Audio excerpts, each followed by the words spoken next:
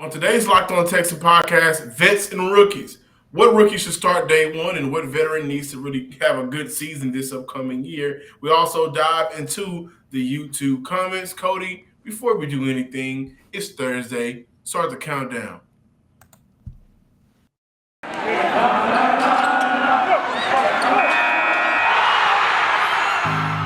You are Locked On Texans, your daily Houston Texans podcast. Part of the Locked On Podcast Network, your team every day.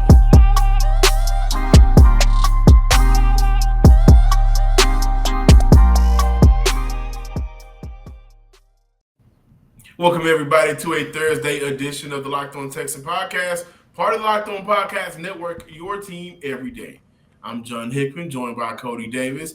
And really quick, before we dive into the show, Cody, my Twitter page has been hacked. So, oh man, it hurt. It hurts. I've been working that Twitter page for a very long time, and if you've gotten a weird DM or if you've seen that Twitter page tweet that they're selling tickets to a Jack Harlow concert or something in Los Angeles, it's not me. It's not me, but I'll get a new Twitter page up soon. So sorry about that inconvenience if you guys are trying to follow me or if you've gotten one of those weird and obnoxious, rude DMs from that page. I apologize. I'll be up and running on Twitter soon. But let's dive into the veteran Cody's that needs an opportunity to really show out this year, right? And I think it's very important for some veterans that have been here before Nick Caserio, before Lovie Smith, to really show what they can do on the football field. Cody, one of my vets that I'm really looking forward to this season is Ross Blacklock. And let me say this. The reason why I'm talking about Ross Blacklock as a veteran that needs a good season is because simply he wasn't drafted by this current regime, right? And so he's a player at this time that I think was a very good player in situations last year, provided good depth for the interior defensive line. I think Ross is a good player. And when I look at that 2020 draft class, which is by far one of the weakest in franchise history, I think we've seen enough from Gennard to at least say that he should be a part of Houston's future. For Ross, I'm not sure if that has been established just yet, right? And when I look at year two, Ross Blacklock recorded a quarterback pressure on 10.2% of his snaps, tied for the 11th best in the NFL, recorded a career high in tackles with 22.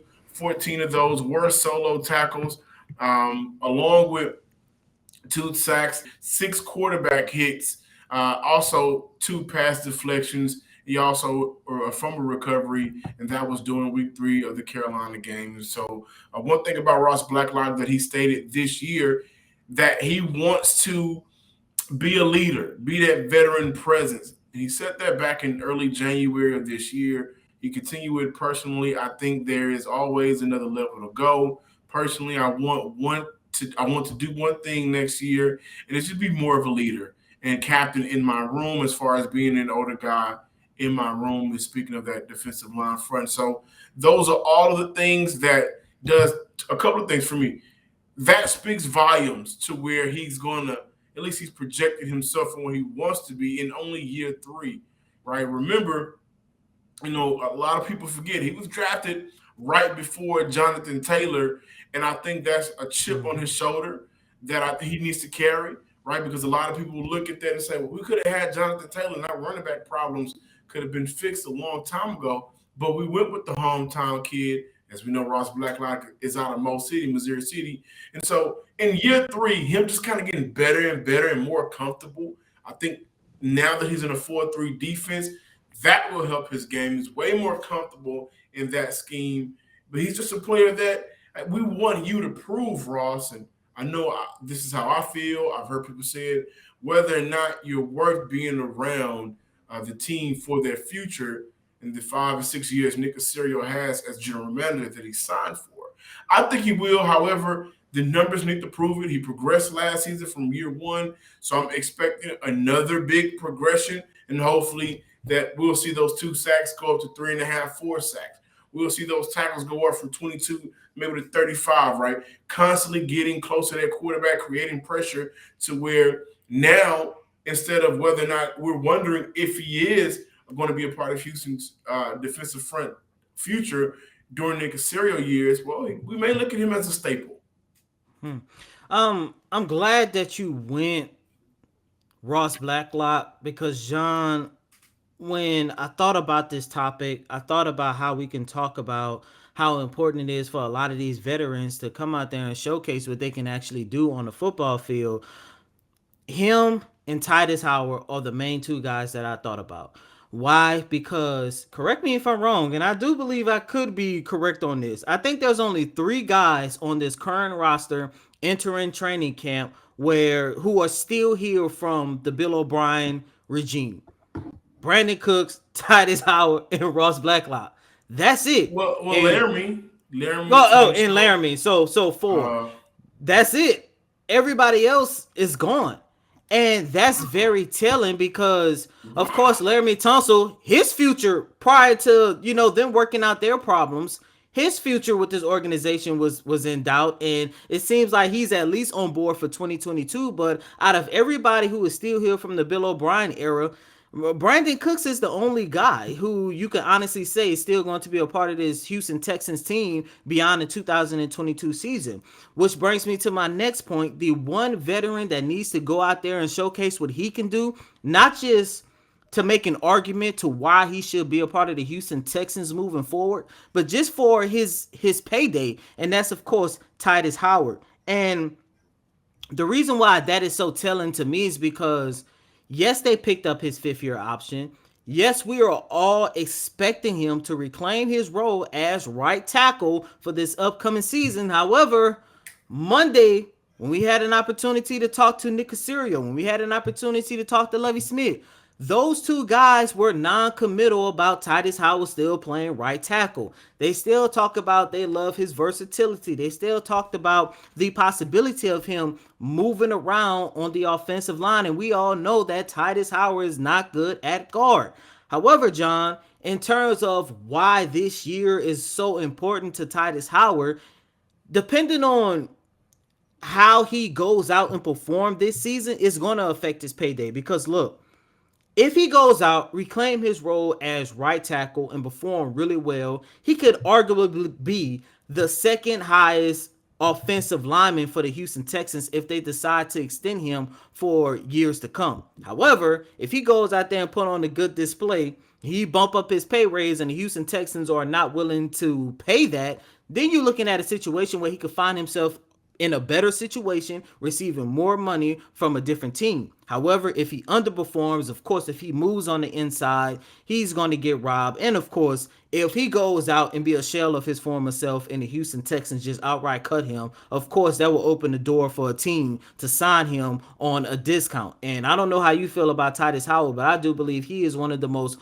underrated and underappreciated offensive linemen in this league.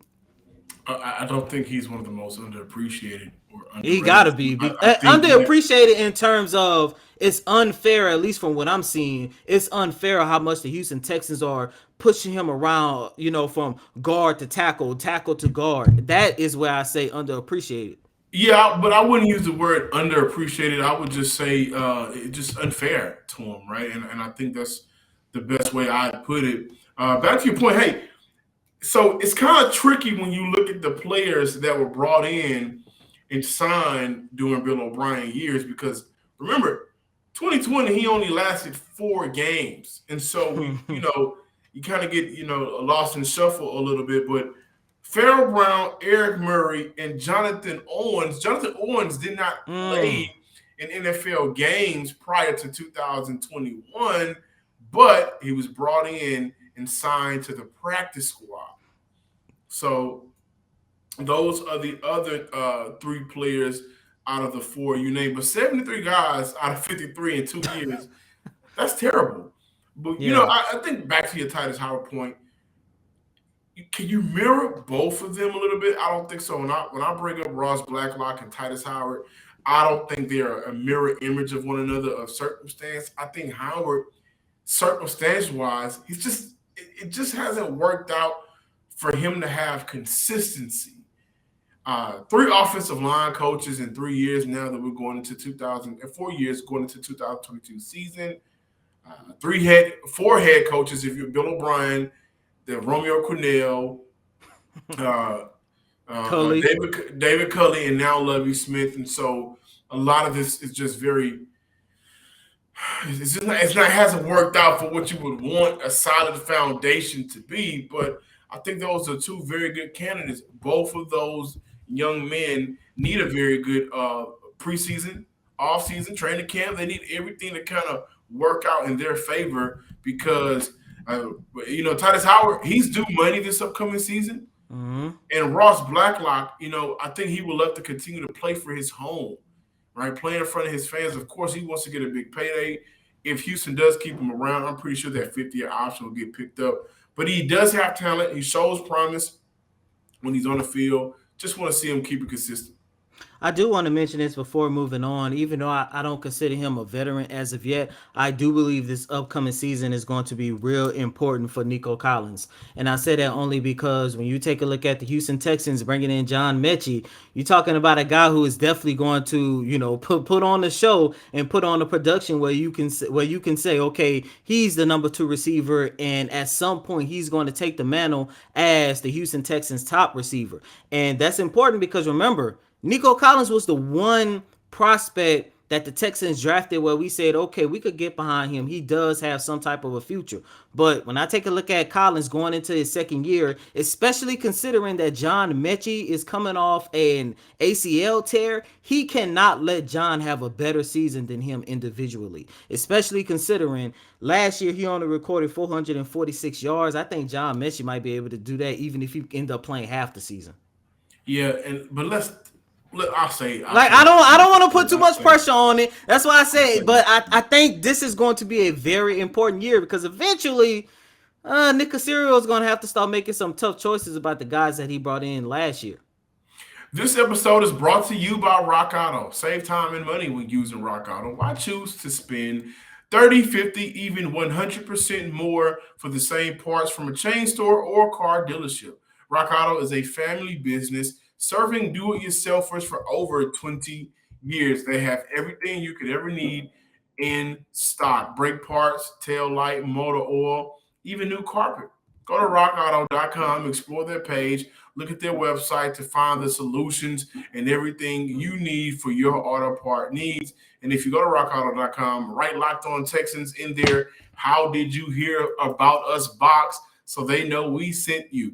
Amazing selection, reliably low prices, all the parts your car will ever need.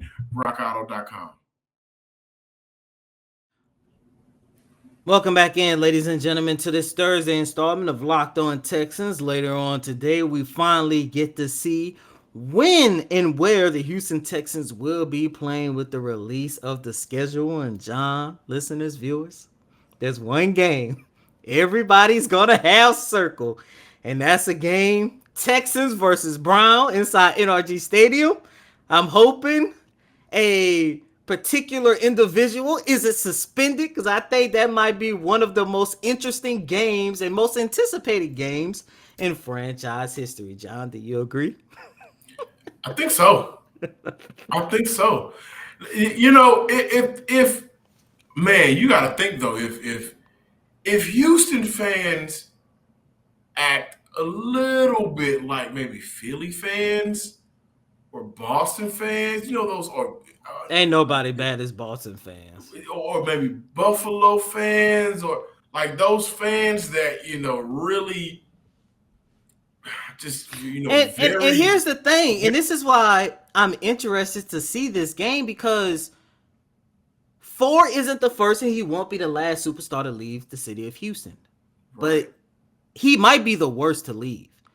That's what I'm saying. So I'm thinking about, like, if Houston fans, like, if they get that type of energy, you remember when a certain a sexual object was thrown on the field at a game a couple of years ago? I think it was against Brady, whatever it was. Like, what if Houston fans decide to throw out oil on the field, or a towel, or leftover hoagie sandwiches from Lefties, and Roll that on the field. Like, what if they get very creative and get the ashes from their old jerseys that they burn and throw that on the field as they're walking out? It could be very interesting, but I do, I am one of those players. One of those fans that are really looking forward to that game because the atmosphere surrounding it, right? And it can be the game outcome can be very good or very bad. I think it'll be competitive. I hope it is. Again, the Browns are a very competitive roster without Deshaun Watson. So with Deshaun Watson, they are a very competitive roster, even more than under Baker Mayfield. But I will like to see the media during that week, how they are addressing, how you guys, Cody, are not necessarily attacking, but like how are you going to attack Deshaun Watson coming back to Houston 24 months after signing the extension, right? And so I think all of that will be interesting. I can't wait to see it. But we got some rookies we need to talk about, right, Cody? Players that we want to see, rookie players that we want to see start week 1. Yeah, and look, the reason why I brought up that game because it's one of the most anticipated games in franchise history. When you take a look at this 2022 draft class, it might be, if not one of the most anticipated draft classes that we all want to see. And that's important because on yesterday we had a conversation how Nick Caserio talked about kind of lowering the expectation. But as I mentioned, when you are 8-25 over the last 2 seasons, you have to make sure you put your rookies, one, in the best situation, but two, you put your rookies out there, you give them confidence so they can actually go out there and help turn this organization around. And John, this is a conversation outside of Derek Stingley because, of course, in terms of which rookie should start, and Jalen Petrie, in terms of which rookie or rookies should definitely start week 1 or no later than week 2 of the regular season, those 2 guys are by far an automatic shoo-in. However, these are players we would like to see and hope to see in terms of being the week 1 starter. And John, for me, you should know where I'm going with this. Dameon Pierce.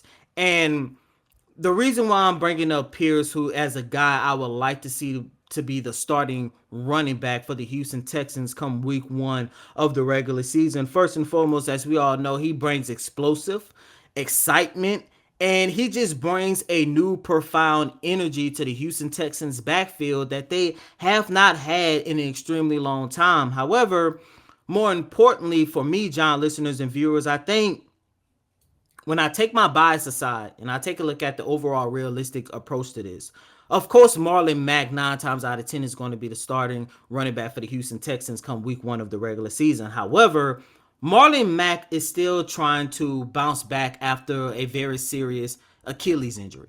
And in terms of Dameon Pierce becoming the starter, I think that would actually open the door for the Houston Texans to get the best version of Marlon Mack because he would not have to carry that burden of being the primary running back trying to revamp and reshape this run game. And by the way, in terms of Dameon Pierce, what I like most about him, not only is he more explosive, not only is he younger, but he did not get a lot of carries during his college days in Florida. And you're talking about a guy who finished his collegiate career with a total of 329 attempts. So he's fresher.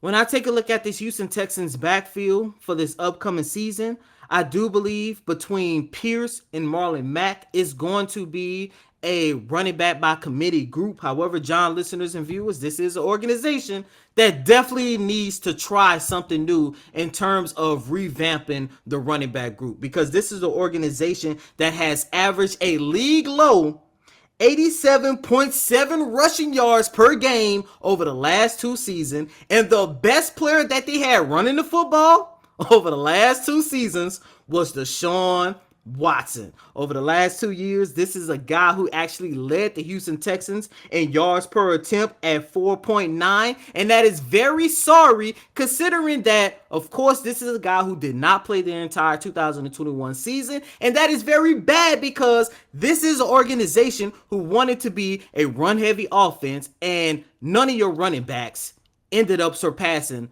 Deshaun Watson, who was a quarterback, by the way.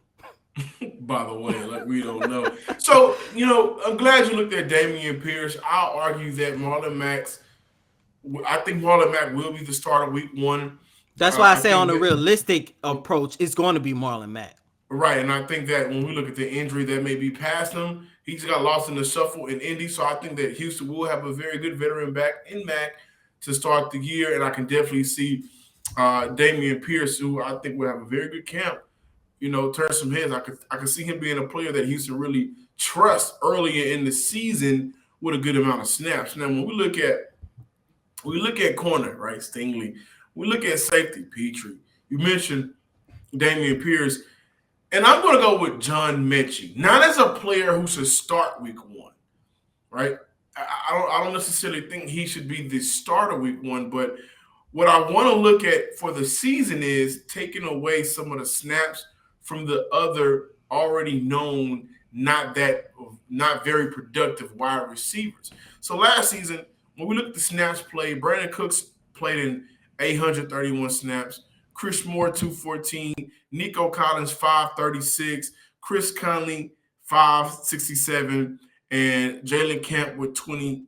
And right now, if we look at the depth chart for the Houston Texans at this current time, we look at the wide receiver position. Brandon Cooks, John Mechie, Deshaun Hamilton, who I think would be very good for Houston, very useful.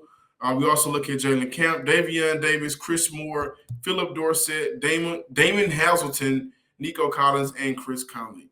A handful of those players didn't play for Houston, but I think that when I look at what John Mechie can possibly be whenever he gets healthy, Chris Conley and Chris Moore, both of those players, and more so Chris Conley, were very underwhelming last season. And so I don't think that Mechie should come in week 1 and be the starter, Cody and viewers. But I do think between weeks 1 and 4, I would like to see Mechie take some of those snaps away from a Chris Moore, from a Chris Conley, and those snaps can be now divided into snaps for Nico Collins, who, by the way, he missed some games last season, also rookie in an offense that was very terrible. The only productive player that came out that offense consistently was Brandon Cooks, and he got the majority of the snaps at 831. But overall, some of those snaps that were delegated over to Chris Moore and Chris Conley, I would like John Mechie to come in week 1 and be implemented into the offense to take away from those snaps from those wide receivers. Which brings up another point that I just made in the last segment. This is why it's important for Nico Collins to make sure he has a really productive year, because John, as I just mentioned, John Mechie, he's coming off an ACL tear.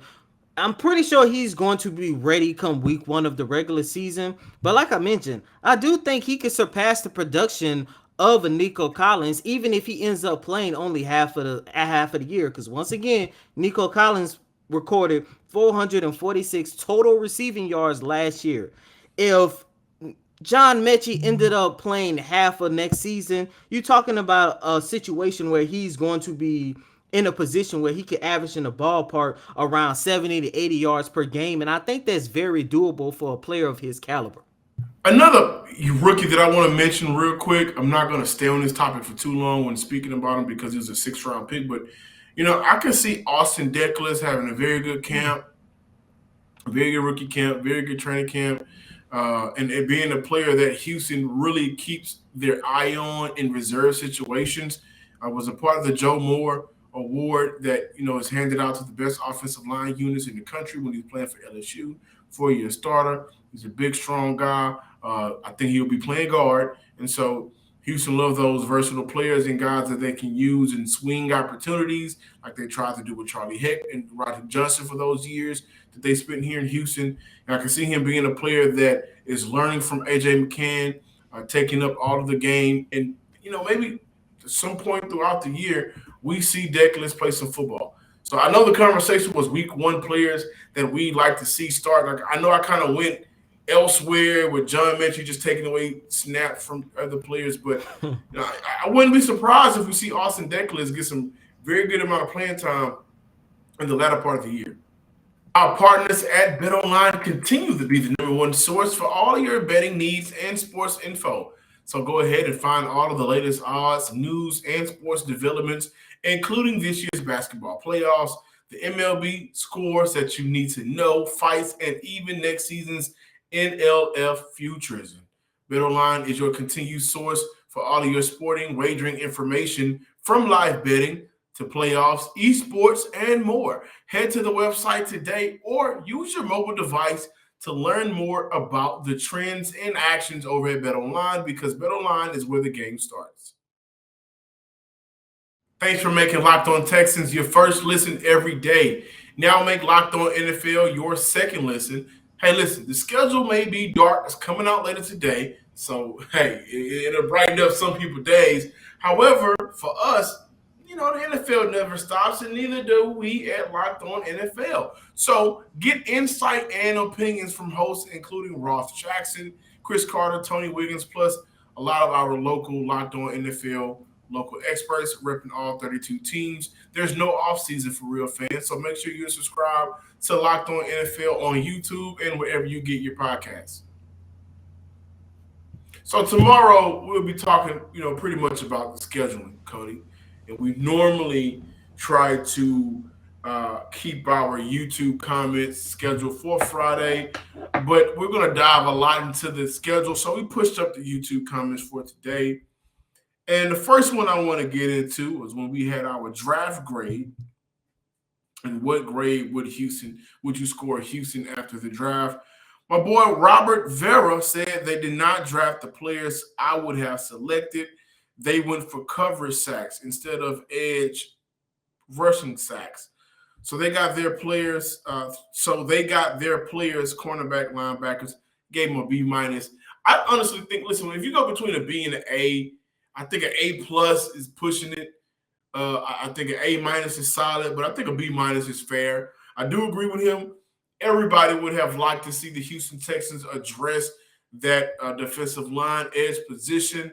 You know what I think the problem may have been? So, and this is just real quick me thinking. Jermaine Johnson was a 3-4, played a 3-4 defense.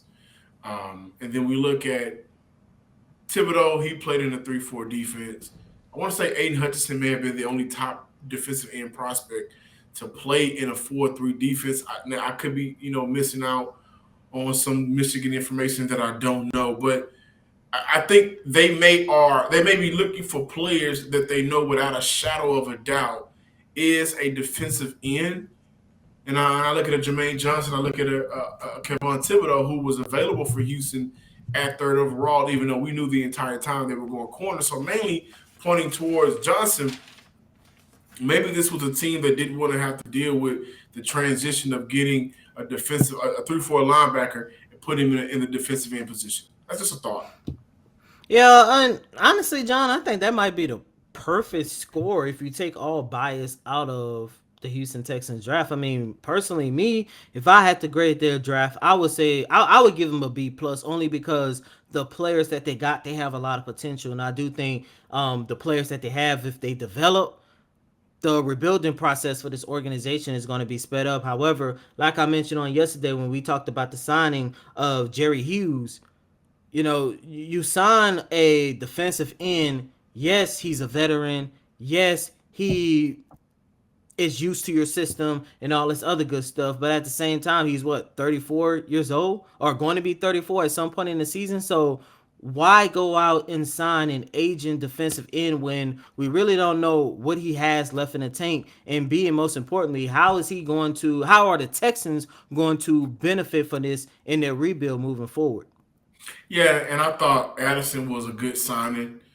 I didn't think Jerry Hughes was necessary. So again, I look at that position, specifically defensive end, as a depth position that maybe that's how they want to attack it.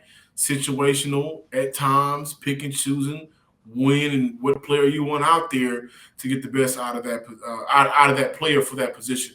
Jalen Johnson, 0339. And this was on the SEC finest episode, a look into why the Houston Texans drafted a handful of SEC players. He mentioned that I didn't mind the Texans wanted to bring Bradbury in, but I wouldn't sleep if we didn't get him. The dude just wanted too much money. My bet he signs a 1-year deal with a contender and tries to get a big payday next year. Besides, our secondary have improved a lot, so I'm not mad that we weren't able to get him. Our secondary hasn't really improved a lot, but we are expecting our secondary to improve a lot with Derek Stingley. We're expecting our offense to be much better, so our defense won't be out on the field as much, which played a big part into why those numbers look very bad for Houston last season defensively. But, I agree. If Houston is able to get them for cheap, $2 to $3 million, saving that extra $7 million that they would have had to pay him via trade, that's great. But he's also a player who has been a Pro Bowler in this league, and he may want to go play for a contender after those couple of seasons of playing with a bad New York Giants team. Wouldn't be mad at him. Yeah, and I think once again, every veteran that the Texans bring in, my number one factor is how are the Texans going to benefit this for their rebuild. In terms of Bradbury, the best thing that I can think of, and I think I mentioned this during their show, was you get an opportunity to pair him with Derek Stingley. And if he goes out there once against a low risk, high reward type of player, if he goes out there and exceed expectations, yeah, you will have a 1-2 punch cornerback duo. However, I didn't think about the money aspect of things. I'm glad that you guys actually had an opportunity to bring that up into the equation, which I would not like to see the Houston Texans overpay him, should they bring him in on a 1-year prove-it deal and he exceeds, and I'm pretty sure he will exceed expectations. Last but not least, homecoming, grading the Houston Texans free agent acquisition of veteran defensive end Jerry Hughes, Tytus Howard, and I think this is the best way to end off. Hope for the best, prepare for the worst. Especially on the day that the 2022 schedule is being released. Yeah, you hope for the best, but you prepare for the worst, right? Thank you guys for checking out today's episode of the Locked On Texans podcast. Also, this Friday, rookie mini camp starts as well. So that insight Cody will be able to bring, and he'll be out there. That'll be very interesting, and I'm excited to hear and see what's going on with that. Make sure you're giving us a follow at Locked On Texans on Twitter and subscribe on YouTube as well. And as always, I'm your host, Cody Davis. Please remember to follow me on Twitter at CodyDavis_24. Once again, that's Cody, COTYDAVIS_24. Until next time, ladies and gentlemen, peace.